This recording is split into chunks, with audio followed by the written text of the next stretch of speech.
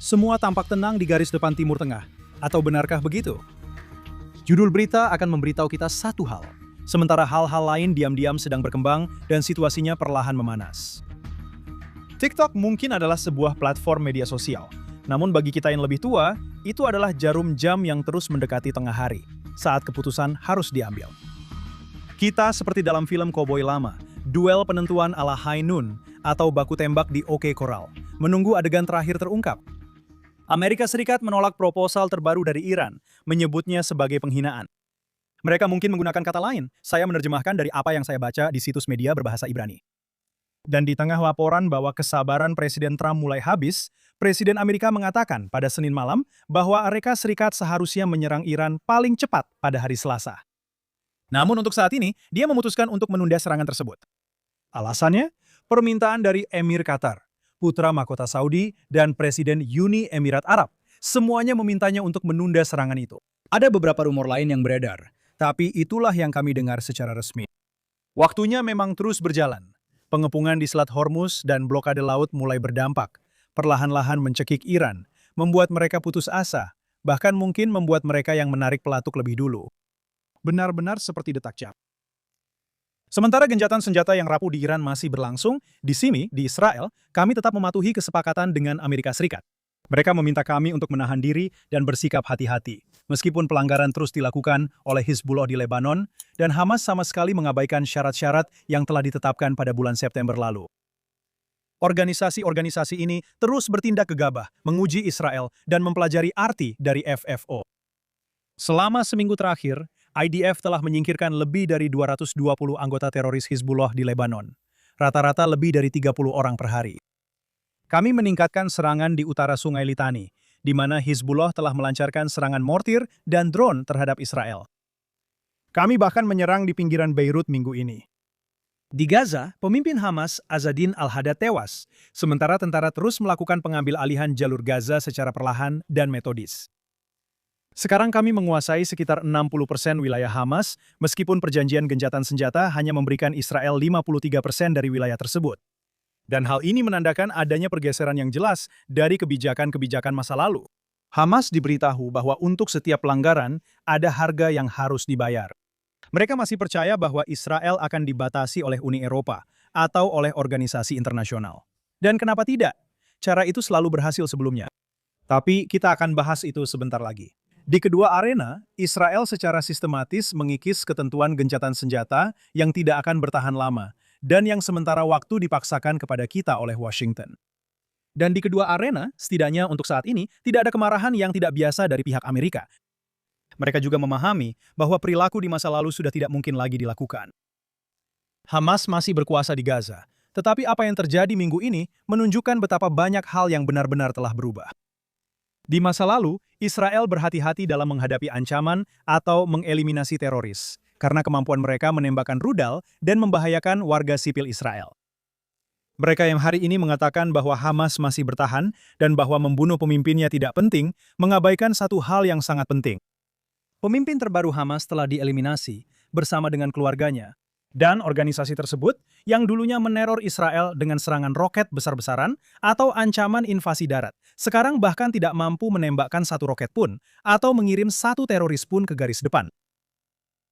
Mereka, Hamas, sekarang hanya bisa mondar-mandir di Gaza dengan seragam mereka dan meneror warga Gaza setempat.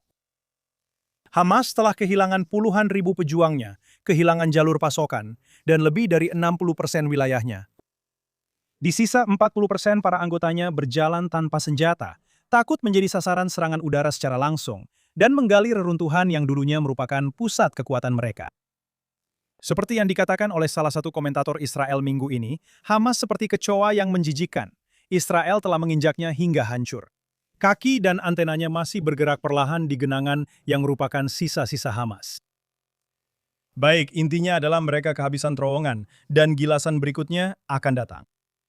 Ngomong-ngomong, saat Israel terus melakukan eliminasi para pemimpin Hamas di Gaza dan pembongkaran sistematis infrastruktur teror, para Islamis dan pendukung mereka di Barat memperingati Nakba minggu ini. Mereka memperingati Nakba. Memangnya seolah-olah apa? Mereka tidak dihancurkan pada tahun 1948. Orang Arab menguasai Yudea dan Samaria, serta Gaza selama 19 tahun. Kenapa mereka tidak melakukan apa-apa saat itu? Kenapa mereka tidak membentuk negara selama tahun-tahun itu? Sekarang mereka berbicara tentang 600.000 pengungsi. Baru-baru ini saya perhatikan mereka menaikkan jumlahnya menjadi 700.000. Keduanya di atas angka 450.000 yang tercatat pada tahun 1949. Tapi terlepas dari itu, negara-negara Arab mengusir 800.000 orang Yahudi. Mengapa mereka tidak menggunakan negara mereka untuk menampung para pengungsi Arab? Mengapa tidak ada masalah pengungsi Yahudi? Karena kami menerima orang-orang kami sendiri. Jadi, itu tidak pernah tentang mereka, tidak pernah tentang para pengungsi Palestina. Satu-satunya hal yang membuat konsep Arab Palestina tetap hidup adalah kenyataan bahwa mereka tidak bisa melenyapkan Israel.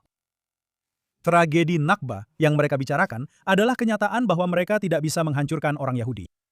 Dan berbeda dengan setiap minoritas di Timur Tengah, mereka tidak bisa menaklukkan orang Yahudi.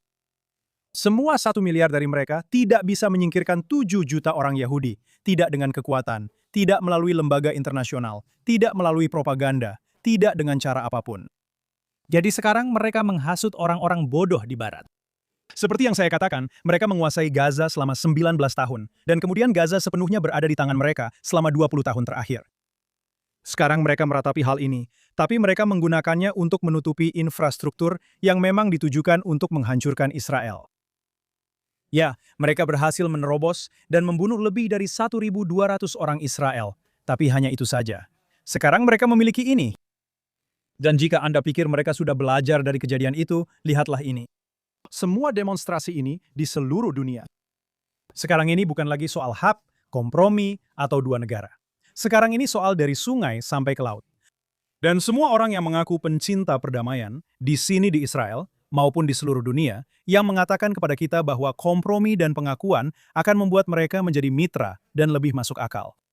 Mereka semua diam setiap kali terjadi pelanggaran, mencari-cari alasan untuk setiap tindakan kekerasan, dan mengabaikan apa yang dikatakan oleh orang Arab sendiri. Dan kita diharapkan menerima semuanya. Bom bunuh diri, rudal, terorisme.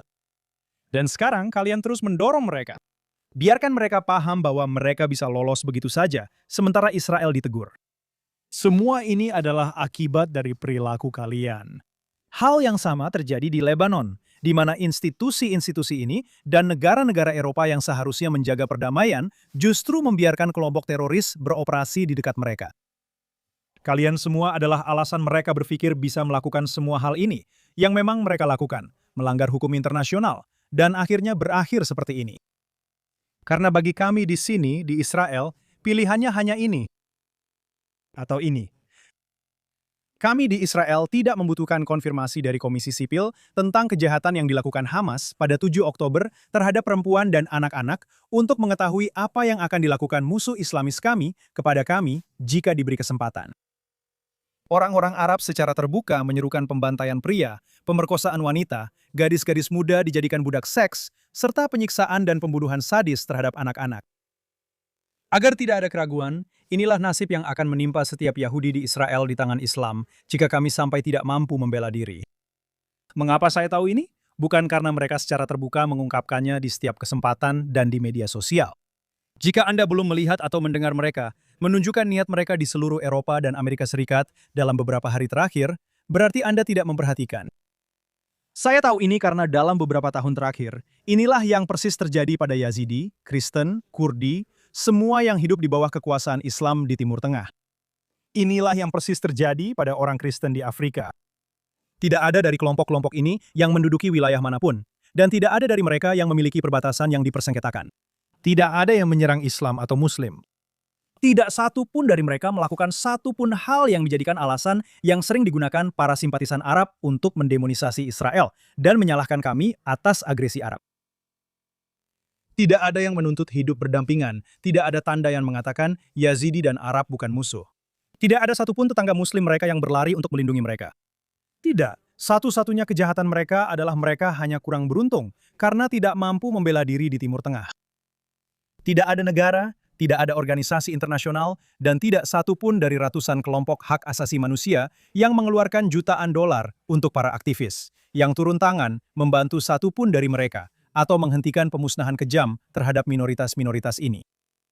Minoritas lain, seperti Bahai, penganut Zoroastrianisme, dan Koptik, juga dianiaya, disalahgunakan, dan ditolak hak-hak dasarnya di bawah rezim Islam. Mereka juga tidak bersalah atas apapun selain karena mereka bukan Muslim. Semua orang di media, semua yang disebut pakar, semua Yahudi pengecut yang ikut mencemarkan nama baik Israel, memelintir fakta dan realitas demi membenarkan partisipasi mereka dalam demonisasi sistematis terhadap negara itu. Itu adalah tempat perlindungan bagi orang-orang yang telah dianiaya selama beberapa generasi.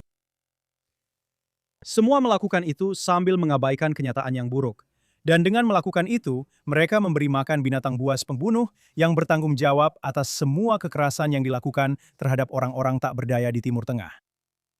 Para pencitra di media sosial, pikiran mereka telah diracuni oleh indoktrinasi progresif selama bertahun-tahun. Tidak pernah angkat bicara, tidak pernah menyebutkan, tidak pernah membela salah satu dari korban yang paling tidak bersalah ini. Anak-anak Yazidi, Kristen, dan Kurdi yang tak bernama, atau bahkan orang Persia. Tidak ada yang melakukan kerusuhan, tidak ada yang memprotes, tidak ada yang membela mereka. Hidup mereka tidak dianggap penting. Jika ini tentang perlawanan atau kolonialisme, mengapa September Hitam terjadi di Yordania? Mengapa Perang Saudara Lebanon terjadi? Mengapa mereka mengusir orang Yahudi dari negara-negara Arab? Mengapa mereka tidak membentuk negara ketika mereka bisa melakukannya antara tahun 1948 dan 1967? Jadi, maafkan kami jika kami tidak terlalu antusias dengan kemarahanmu yang merasa paling benar sendiri. Kami akan terus melakukan segala hal, segala yang kami bisa untuk menghalau mereka. Dan, jika perlu, membunuh mereka yang berusaha memusnahkan kami dan membunuh keluarga kami. Kami akan menghadapi cemoohanmu yang suka mengeluh itu. Tidak ada pilihan lain. Negara Israel didirikan tepat agar orang Yahudi tidak pernah lagi menjadi korban yang tak berdaya. Jadi kalian bisa menuduh kami Zionis sebanyak yang kalian mau. Kalian bisa pamer moral, menyebar kebencian, memuntahkan kemarahan, bersorak atas penderitaan kami, mendukung para penyerbu yang brutal di negara kalian. Tapi pilihan bagi kami itu sederhana. Hidup kami, hidup anak-anak kami, itulah yang terpenting. Dan kau bisa simpan saja nilai-nilai bejat dan menyimpangmu itu. Persetan kalian. Dan saat mereka membuatmu tetap fokus pada kami, dengan alasan apapun yang mereka temukan minggu ini atau minggu itu, mereka perlahan-lahan menginvasi kalian. TikTok, TikTok. Jam tidak hanya berdetak di sini, tapi juga berdetak di wilayah kalian. Islamis dan Ikhwanul Muslimin tidak berada di barat untuk berasimilasi. Mereka ada di sana untuk menaklukkan. Menggunakan kebebasan di barat, prinsip-prinsip dan nilai-nilai untuk memajukan tujuan dan nilai-nilai mereka sendiri. Kebebasan beragama adalah elemen penting dari budaya barat. Namun saat kita menerapkan prinsip-prinsip kita, mereka menyalahgunakannya untuk menyusupkan prinsip mereka sendiri. Kehadiran agama bagi mereka bukanlah perayaan keyakinan seseorang, tetapi sebagai sarana untuk melambangkan superioritas. Para Islamis yang melakukan sholat di jalanan Anda bukanlah bentuk pelaksanaan kebebasan beragama seperti yang kita pahami. Mereka tidak melakukannya di negara mereka sendiri, hanya di tempat di mana mereka perlu menunjukkan dominasi. Dan ya, ada ekspresi keagamaan di ruang publik di barat.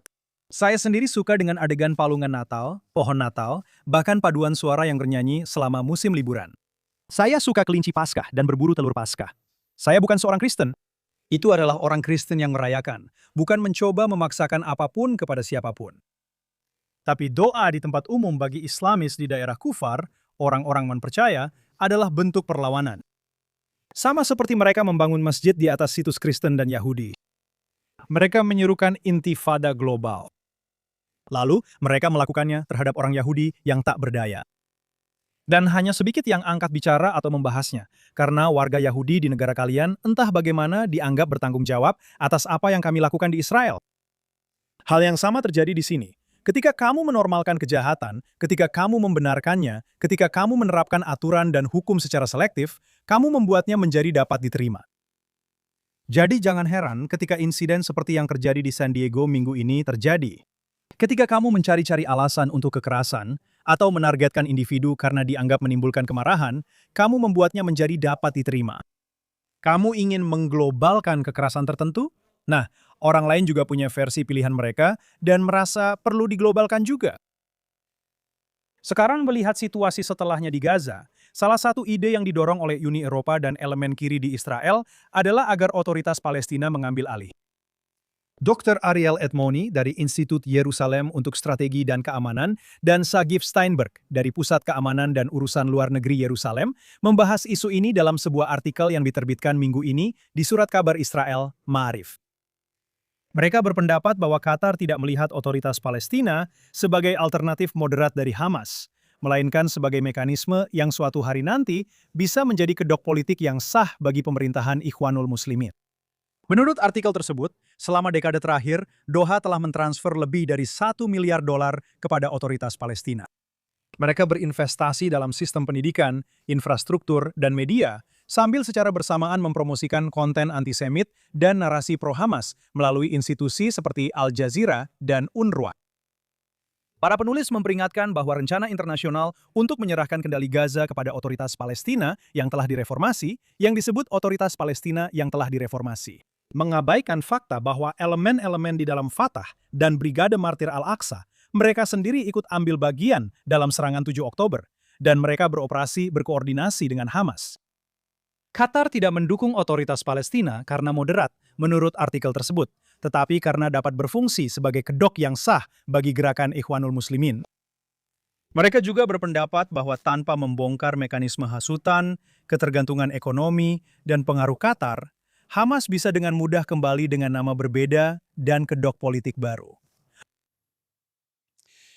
Untuk pihak Israel, Dr. Kobi Michael, yang pernah saya wawancarai di sini sebelumnya dan pernah saya bagikan artikelnya, memiliki pandangan menarik tentang visi Perdana Menteri Benjamin Netanyahu untuk masa depan. Dalam sebuah artikel yang ia terbitkan bersama Pusat Strategi Besar Israel, Dr. Michael memaparkan kekuatan dan tantangan dari upaya Perdana Menteri Benjamin Netanyahu dalam mengembangkan konsep strategis yang disesuaikan dengan transformasi besar yang sedang terjadi. Dunia tidak lagi dibentuk oleh dua negara adidaya. Kekuasaan kini tersebar, dan Benjamin Netanyahu sedang berusaha membangun strategi Israel yang sesuai dengan realitas baru ini. Dr. Michael memulai dengan kutipan dari pernyataan Benjamin Netanyahu pada rapat kabinet tanggal 22 Februari 2026, di mana dia mengatakan hal berikut. Dalam visi yang saya lihat di depan saya, kita akan menciptakan seluruh sistem, pada dasarnya, sebuah heksagon aliansi di sekitar atau di dalam Timur Tengah. Ini mencakup India, negara-negara Arab, negara-negara Afrika, negara-negara Mediterania seperti Yunani dan Siprus, serta negara-negara di Asia yang tidak akan saya sebutkan saat ini.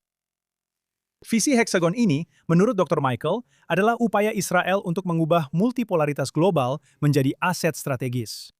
Alih-alih Israel menjadi negara kecil yang hanya bereaksi terhadap peristiwa, idenya adalah menempatkan Israel sebagai pusat, poros ke-6 yang menghubungkan 5 kawasan regional utama. Lebih dari sekedar diplomasi, ini adalah upaya membangun arsitektur regional yang terhubung melalui koordinasi keamanan, keterkaitan infrastruktur, koridor ekonomi, dan kemitraan teknologi yang semuanya terikat dengan Israel sebagai pusatnya.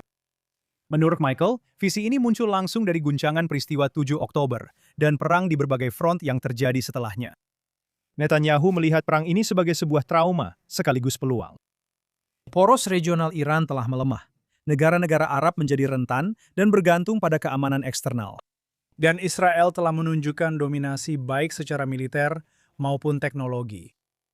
Dalam kekosongan itu, dia percaya Israel dapat membantu membentuk tatanan regional yang baru. Namun, visi tersebut menghadapi tantangan yang sangat besar.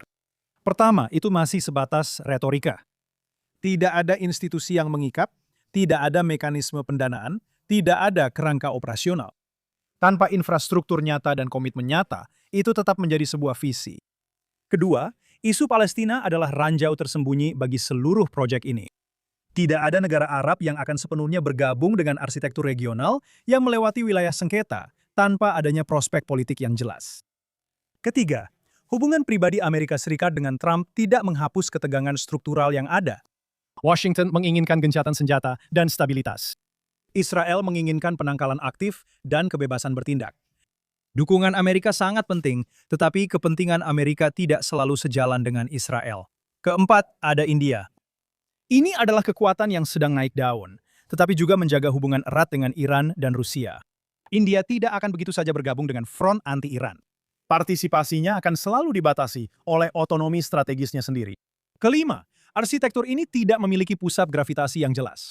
Tidak seperti NATO, tidak ada hegemon yang menjadi jangkar sistem ini. Ini adalah jaringan yang fleksibel, yang bekerja dengan baik di masa tenang, tetapi secara historis runtuh saat krisis terjadi. Namun, Mikhail berpendapat bahwa inovasi di sini benar-benar nyata. Dengan menggunakan konektivitas, infrastruktur, dan teknologi, bukan hanya aliansi militer, sebagai perekat stabilitas regional. Proyek-proyek seperti IMEC, Koridor India Timur Tengah Eropa, serta infrastruktur energi dan digital bersama dengan Yunani dan Siprus memberikan fondasi nyata bagi visi tersebut. Intinya adalah seperti ini. Visi heksagon Netanyahu itu ambisius, kreatif, dan secara strategis koheren, namun masih abstrak, rapuh, dan penuh dengan kontradiksi yang belum terselesaikan. Saya sangat mengenal Kobi. Kami berdua bersekolah di SMA yang sama di kota asal kami, Ashkelon, dan kami sudah berteman sejak saat itu. Bertahun-tahun kemudian, saya mendapat kehormatan bekerja sama dengannya, karena kami berdua menjadi anggota senior di kantor Perdana Menteri Israel. Dia adalah salah satu orang paling cerdas yang pernah saya temui. Dan lebih dari apapun, saya percaya artikel miliknya ini paling menggambarkan keunikan Netanyahu dalam lanskap politik Israel, dan bahkan mungkin saya bisa katakan juga dalam lanskap politik Barat. Netanyahu adalah seorang pria dengan visi yang jelas untuk negara kita. Dan dengan ini, Anda seharusnya mengerti mengapa begitu banyak orang Israel, termasuk saya sendiri, mendukung Netanyahu. Dan kita perlahan-lahan memasuki tahun pemilu. Banyak politisi yang ingin mengambil alih. Selain penanganannya yang sempurna terhadap perang sejak 7 Oktober, Netanyahu memiliki visi untuk masa depan Israel yang tidak dimiliki banyak politisi di Israel. Dan menurut saya, sangat penting bagi Israel untuk diwujudkan dalam tahun-tahun mendatang. Akhirnya, saat kita memasuki Hari Raya Shavuot, Hak Matan Torah, perayaan penerimaan Taurat dan 10 perintah Allah, ada beberapa poin yang relevan untuk zaman kita. Shavuot adalah satu-satunya hari raya dalam kalender Yahudi yang tidak memiliki tanggal yang tertulis di dalam Taurat. Taurat hanya memerintahkan kita untuk menghitung 49 hari sejak hari kedua Paskah dan merayakan Shavuot pada hari ke-50. Pesach, Sukkot, Rosh Hashanah, semuanya memiliki tanggal yang spesifik. Tapi, untuk momen saat kita menerima Taurat, momen penentu kita, tidak ada angka di kalender. Karena seperti yang dikatakan para cendekiawan Yahudi, Matan Torah bukanlah sekedar momen tertentu dalam waktu. Itu adalah kondisi batin. Taurat diberikan ketika kita siap untuk menerimanya, ketika kita berdiri bersama, keish ehad belev ehad, dengan satu hati, satu tujuan, satu takdir. Tidak sempurna, tidak sepenuhnya sembuh, tetapi cukup bersatu untuk mendengar sesuatu yang lebih besar dari diri kita sendiri. Pesannya saat itu, seperti juga hari ini, kita hidup di masa di mana dunia sedang berubah di bawah kaki kita. Kekuatan lama memudar, kekuatan baru bangkit, aliansi berubah, ancaman berkembang. Dan di tengah semua kegaduhan itu, Israel dan bangsa Yahudi ditanya pertanyaan yang sama seperti yang ditanyakan kepada kita di Gunung Sinai. Apakah kita siap menerima apa yang akan datang? Apakah kita berdiri bersama atau terpisah? Karena Taurat tidak diberikan kepada individu. Taurat tidak ditawarkan kepada suku-suku secara terpisah. Taurat diberikan kepada suatu bangsa, sebuah bangsa, yang memilih untuk berdiri berdampingan, bahkan ketika mereka tidak setuju dalam segala hal. Ada juga alasan mengapa kita membaca kitab Rut pada hari raya ini. Seperti banyak pendukung Israel dari kalangan Kristen, Rut tidak terlahir sebagai bagian dari kisah ini. Dia memilihnya. Dalam saat penuh duka, kesendirian, dan ketidakpastian, dia memandang Naomi dan memilih kebersamaan daripada kenyamanan. Pernyataannya, "Kemana engkau pergi? Aku akan pergi," adalah contoh utama dari apa yang diminta peristiwa di Gunung Sinai kepada semua manusia. Ini adalah pengingat bahwa takdir Yahudi bukan sekedar warisan. Ini adalah keputusan sadar untuk mengikat nasibmu dengan nasib suatu bangsa, bangsamu sendiri. Dan apakah kamu memilih firman Tuhan dan perintah-perintahnya? Dan itulah tantangan generasi kita. Kita tidak perlu menjadi identik. Kita tidak perlu menghapus perbedaan kita. Tapi kita memang perlu mengingat bahwa kisah kita hanya akan maju jika kita maju bersama-sama. Shavuot mengajak kita bertanya, apakah kita bisa menciptakan kembali momen itu sekarang di sebuah negara yang masih berjuang, masih berduka, masih membangun kembali, masih berdebat, tetapi masih tetap ada. Masih memilih kehidupan, masih memilih satu sama lain, masih memilih untuk menjalankan misi yang telah dimulai jauh sebelum kita semua lahir. Jadi saat kita memasuki Hari Raya Shavuot, kiranya inilah berkatnya. Semoga kita layak menerima Taurat sekali lagi. Bukan karena itu diberikan kepada kita, tetapi karena kita hadir untuk satu sama lain. Karena kita membuka hati kita, karena kita ingat bahwa kekuatan kita tidak pernah berasal dari kekuasaan saja, tetapi dari tujuan. Dan semoga Shavuot ini membawa kejelasan, persatuan, dan keberanian yang tenang untuk terus melangkah, bahkan melewati padang gurun menuju masa depan yang memang seharusnya kita bangun. Selamat Hari Raya Shavuot. Saya Daniel Seaman. Bergabunglah lagi bersama saya minggu depan di Straight Up dari JNS TV Studios di sini, Yerusalem, Israel. Terima kasih.